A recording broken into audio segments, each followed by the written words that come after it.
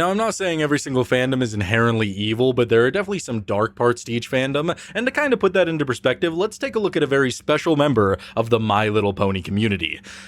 Oh, June 5th, 1978, our humble savior was born. Nick Kroll, the man who would go on to change comedy, change everything, make it better when he made Big Mouth, a show about prepubescent children getting naked and struggling with their lives. He would go on to make Human Resources, which was the same fucking show without the naked children, so I guess it was a little bit better. And then came the day we were all waiting for, our rapture, mating season, a show about horny little woodland critters. And I absolutely hate it. I despise mating season with a passion. Pretty much anything that Nick Kroll and Andrew Goldberg get their stinky little hands on, I am not the biggest fan. I just have so many problems with the comedy in these shows, the animation in these shows, and they take away from genuine, really good shows with a lot of passion so that they can just keep on pumping out season after season after season of genuine garbage. But some people really love these shows. I'm going to be taking a look at reviews from people who absolutely love mating season.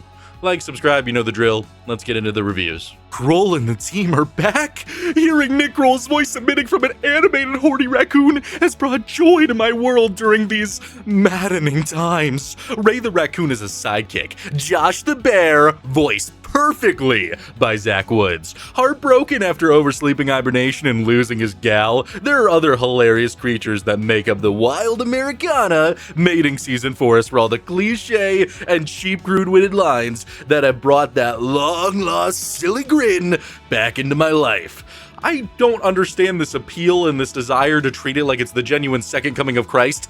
Oh, it's been so dark. The world had lost all faith. Oh shit, hang on. The world had lost all faith without Nick Kroll. What are we going to do without him? Please, Nick, return. Is that mating season? Oh, I feel it creeping in. Just pure joy, just a pure little joy of a smile as you begin to watch this raccoon wearing some shitty Jordans running up and being all like, oh baby, spray your sack all over me, as a skunk just sprays all over him and then he gets his penis swollen and stuck inside of her. Yes! Thank you, Nick! Thank you! My only question is what is your viewing experience like for other shows? Because it genuinely sounds like you were sitting in a closet crying in fetal position because there was nothing left in your life without a beautiful show from Daddy Kroll. So, when you're watching something like Smiling Friends, for example, where you're just like, no, bro! No, it's distasteful, bro! Did Pim just say, I like kids, Charlie? No, bro, I can't believe this, no! And just start losing your mind, just not believing in having any faith in the world whatsoever. It's just so interesting that people genuinely love Nick Kroll that much that they're like, oh, gee whiz, I just can't believe I'm hearing his voice again. Gotta go on IMDb and be all like, oh, Nick, oh, it's so good to hear your voice. God, I've been so lost without you, Nick. What do I do? That's just what I wonder. I don't know. I don't think I've ever had that reaction to any actor appearing in anything ever, aside from maybe like Robin Williams. If I catch Robin Williams' voice in anything animated or just in any movie, if he pops up, I'll be like, woo! But if it was anybody else, I'd be like, oh yeah, that's cool. I'm not gonna, hey, Nick Kroll, the smile.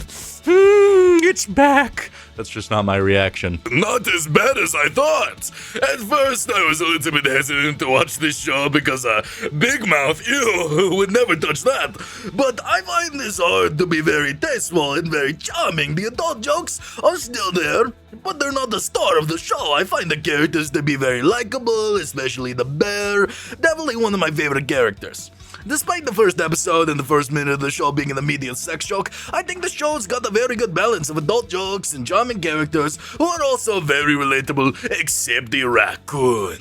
Fuck the raccoon. And I throw you up a counter offer as to what, like, thrilling comedy and thrilling storylines that all the other characters were going through. Let's pinpoint your favorite character, the bear. The bear, in the first episode, he walks outside and sees that everybody is just slapping skin, getting down and dirty with each other, so he wants to spend the entire rest of the series, the entire rest of season 1, looking for a mate, and randomly having these decisions where it's all like, You know what? I'm not ready for this. I'm not ready for a woman. I need to focus on myself right now. and then the next episode he's like, oh, is that a horse? Oh, I know I'm a bear, but I'm gonna be trotting my foot going, nay! In just pure excitement upon seeing her, and then they proceed to sit there and have a conversation in which the bear is like, you know, I got a very small penis. I gotta say, you will not come. When it comes to this thing, you will not have a good time, but you can still have a little bit of fun with this. is that the thrilling storylines and not crass or adult humor that I could pinpoint as you loving? Yeah. Woo! I don't know. I don't really think any of the humor in the show is very good, especially when it comes to adult jokes. Like, take South Park, for example. There's an episode of South Park, I'm not going to show any of it because I don't think I can, but it's where Randy decides that he's going to enlarge his testicles to get medicinal marijuana. So he puts his balls inside of a microwave, gets them huge, giant, big old balls, and starts riding them around like a little, yoga ball hopper thing. He does that, and then you have all the women questioning this, wondering how are these balls so big, and it just looks so unbelievably stupid, so dumb. But then just anytime the women are alone, they're like, oh god, I gotta say, I really want those balls. ooh! And it's so out there and so unbelievably stupid that it's actually kind of funny. But I just personally don't find it funny to watch a bear talk about how he's inadequate in bed. And that's the entire joke. There's nothing silly about it. There's nothing extra about it. It's just like, oh gosh, I gotta say, you won't be able to come when I'm using this thing. Hoo-wee! And then there's a later episode where the bear and a girl named Penelope, they're sitting there and they realize that they're best friends so that they could try this friends with benefit thing. And they're just sitting there jorking each other and going like, yeah. And Penelope's going, oop, putting the train in the station. Honk, honk. And it's just really dumb and awkward, not funny. I just don't really see the appeal in the storyline side of it. It's just the same thing over and over and over again, where the characters pretend that they learn lessons, and then immediately in the next episode, they forgot every single lesson that they've ever learned. So the progression of it doesn't really work. I don't know. I just don't really agree with this one very much. Funny.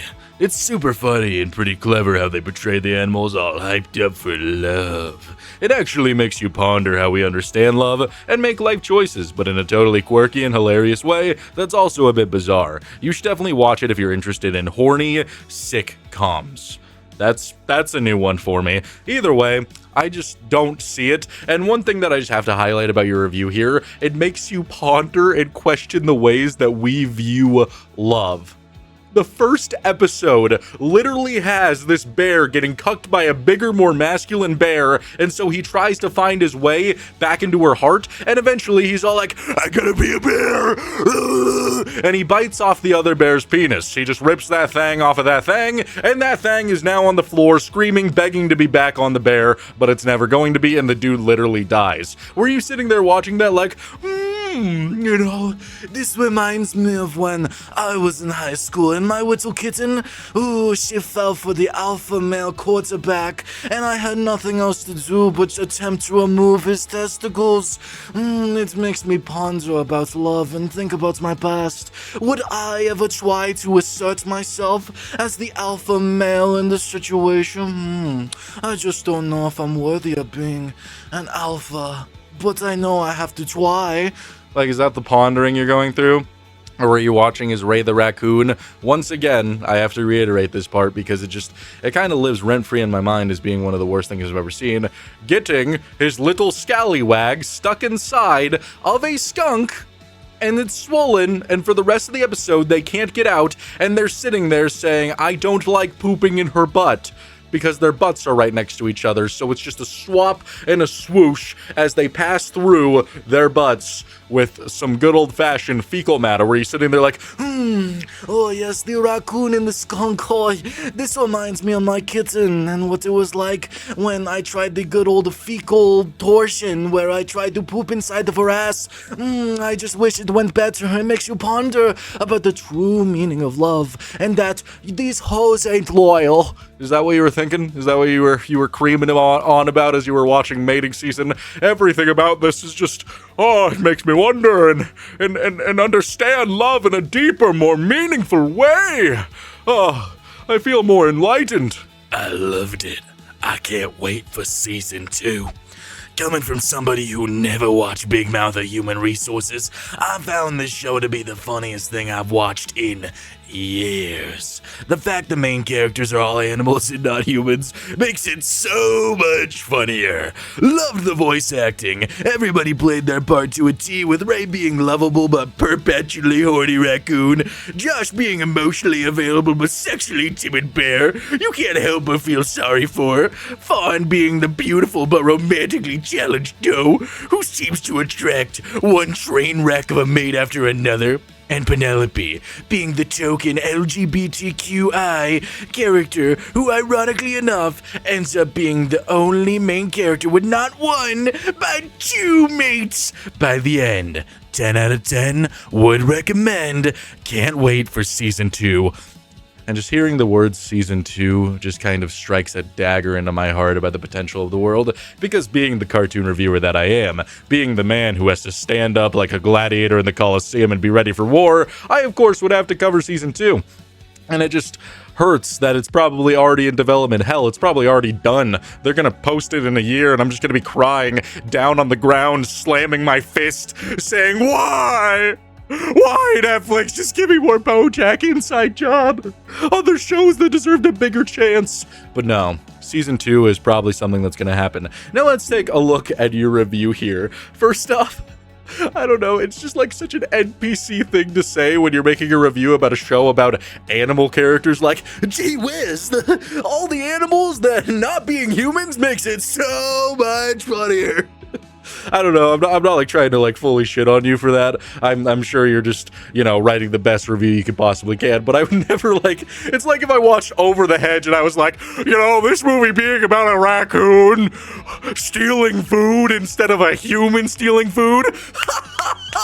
That made it so much funnier. I just feel like you didn't need to really say that there. It's interesting. I don't know, and there's, just as you're writing this, I can't believe people enjoy it. Like, it feels like I'm entering a different dimension when people are all like, I just loved watching Ray the Raccoon being a lovable but perpetually horny little guy. I absolutely adored that. And Josh being, sexually timid. Ooh, it spiked my cortisol. And then Fawn being beautiful but challenged. Fawn is probably my least favorite character in the show just because of how dumb she is in so many instances.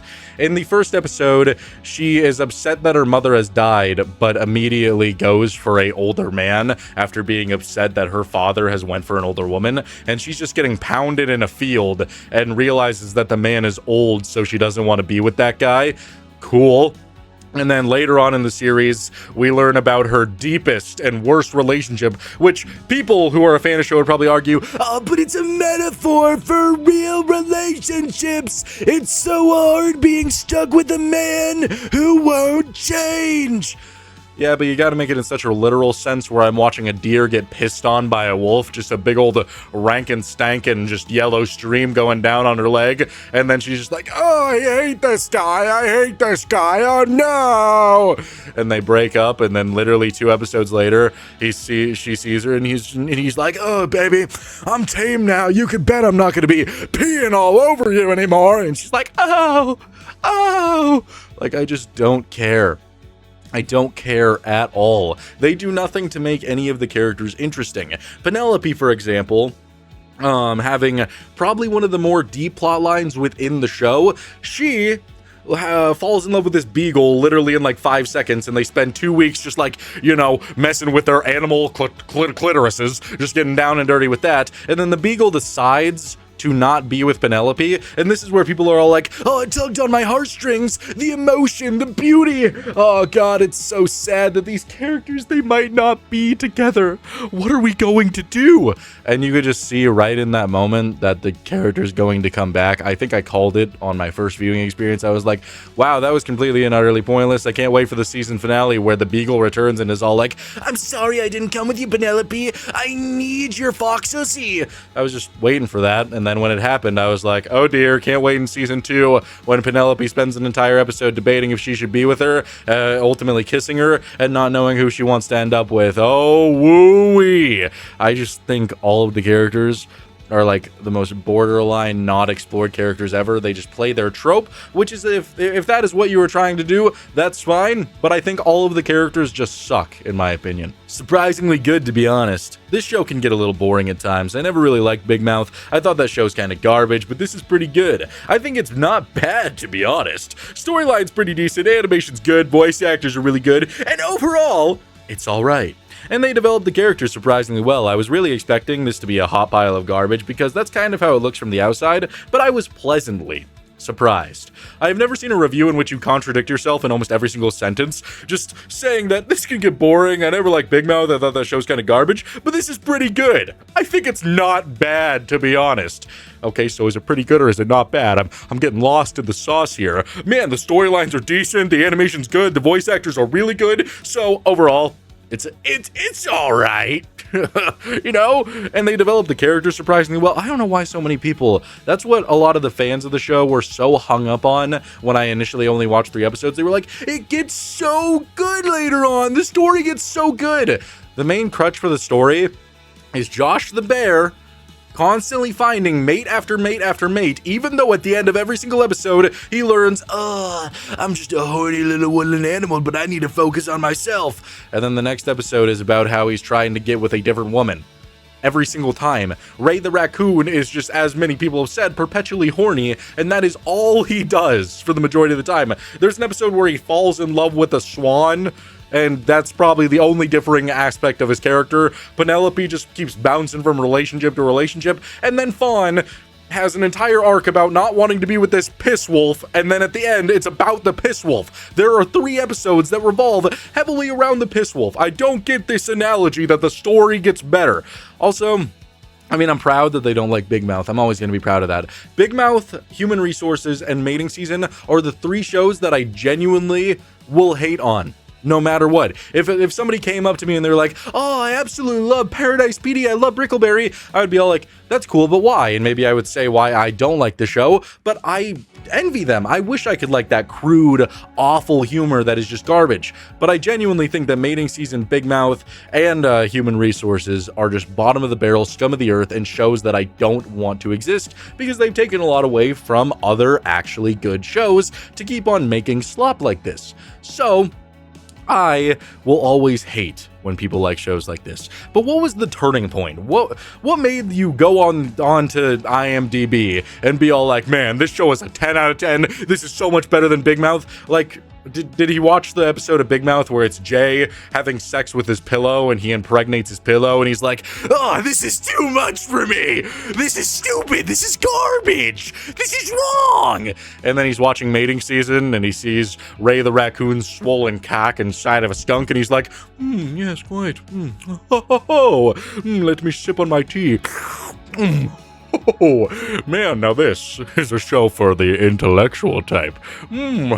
God, I could smell Big Mouth's pile of feces over here. But let me tell you, when I'm watching something like this, oh, mama, this is exactly what I need. This is for sophisticated individuals, yeah? One of the funniest things I have ever seen. So to start, the jokes in the series are absolutely hilarious. I honestly can't even comprehend how funny some of the moments were. There were scenes that had me laughing so hard I could barely breathe. The humor feels so natural and well-timed, and almost every episode had at least one moment that completely caught me off guard in the best possible way. It's the kind of comedy that makes you want to pause for a second because you're still laughing at the previous joke. This review goes on for like like 3 more paragraphs, but I just want to highlight that one instance because I could just imagine this person laughing so hard that they genuinely have to pause the show. And I know I keep going to it, but it's just so awful. No, I'll go to something else. There's a scene where this female skunk puts her ass high in the air and shows her gaping hole,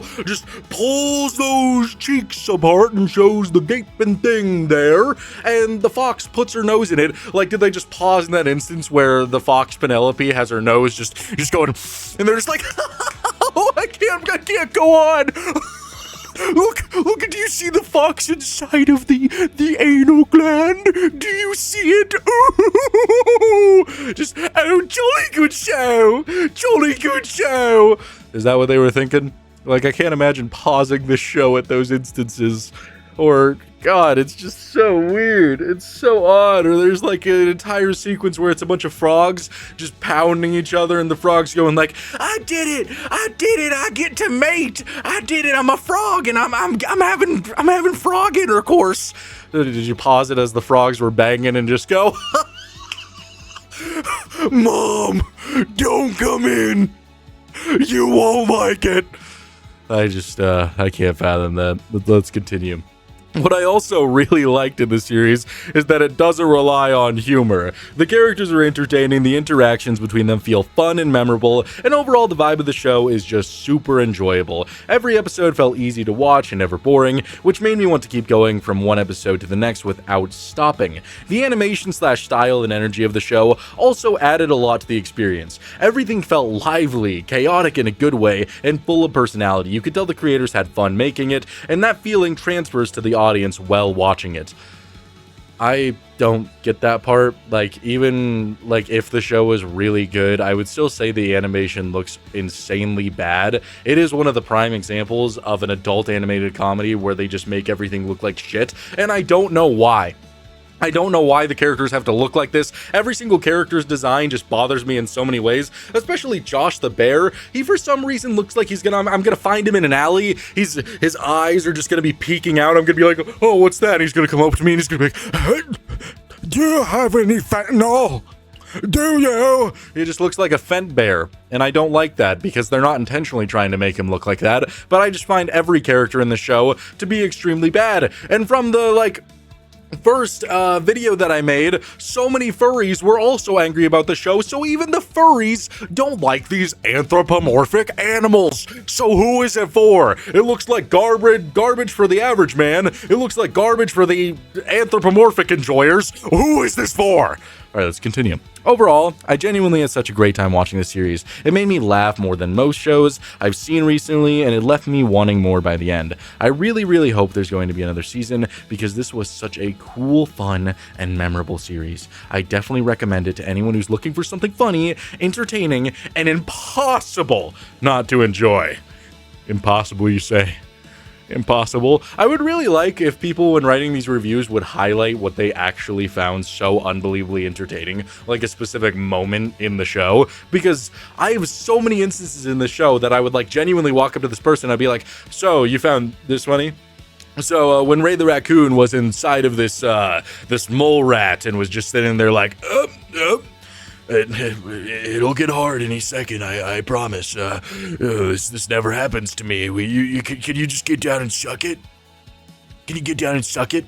Like, if I described that scene to them, would they also just burst out laughing, slapping their knee in pure enjoyment and delight? Like, that's just my question. Or the piss wolf. Like, were they laughing when the wolf was pissing on everything? And then Fawn is all like, why are you doing this? And then he walks over and he's like, just marking my territory, baby. And just grabs her and starts just releasing the tank on her leg.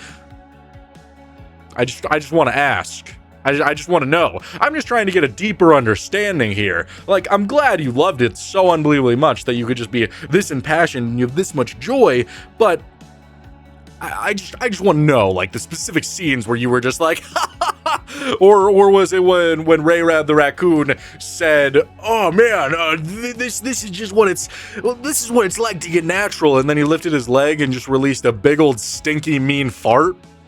Is that what you were chuckling at? Is that what you were cackling at? Just dying, didn't know what to do, had to pause and just be like, did he just fart?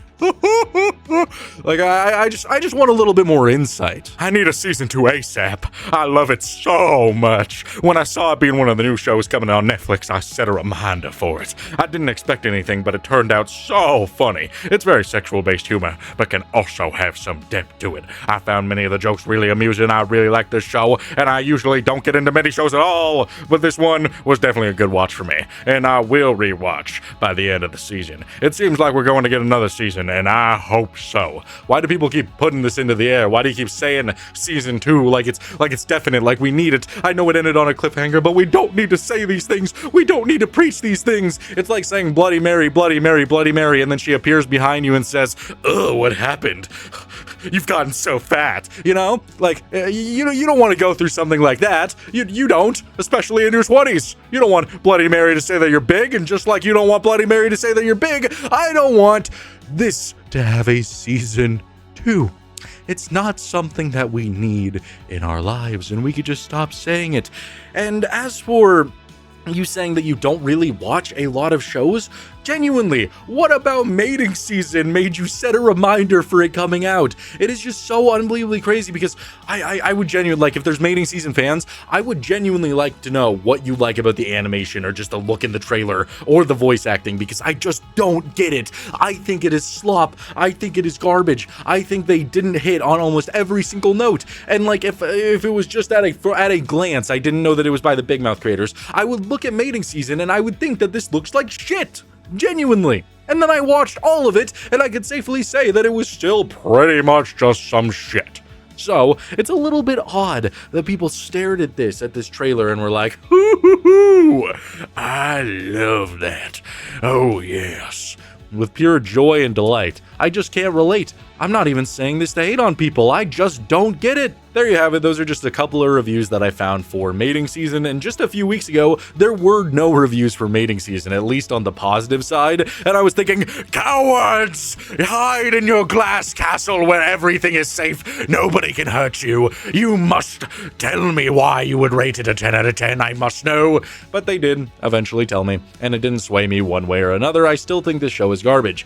And the main reason that I will go out of my way to hate on the show is, once again, because I do think it takes away from the budget from some other really good shows. Netflix has a problem of just greenlighting anything and everything, and that could lead to some real passion projects actually being made, like Inside Job, for example, and a bunch of other shows that I'm sure you guys love that were taken away way too fast without time to get their legs truly running, and instead we get 8 seasons of Big Mouth, 2 seasons of Human Resources, and mating season will probably go on for another 8 seasons. Which, to me, pisses me off, because I think the comedy sucks, I think the animation looks like shit, and I just hate it. That's all I could really say about it. I've never liked any of these shows, and I will die on that hill. Proudly die on that hill. So, thank you guys so much for watching. I really hope you enjoyed this video. I got lots of good stuff coming, so I'll see you guys in the next one. Bye.